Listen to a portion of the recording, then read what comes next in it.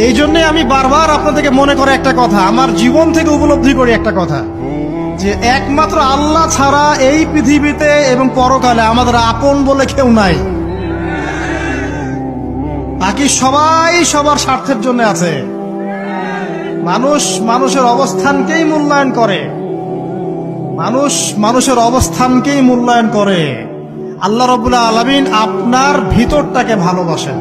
দেখেন, আপনি যখন নামাজ পড়েন নাই, আল্লাহ পাক কিন্তু আপনাকে ধ্বংস করে দেন নাই। আল্লাহ পরম করুণাময় আপনাকে হেদায়েত দিয়ে নামাজি বানিয়ে দিয়েছেন। জীবন অনেক পাপ করেছেন, ইনস্ট্যান্ট আল্লাহ পাক শাস্তি দিতে পারতেন, আল্লাহ পাক দেন নাই। আল্লাহ আপনাকে ভালোবাসেন, আল্লাহ আমাকে ভালোবাসেন।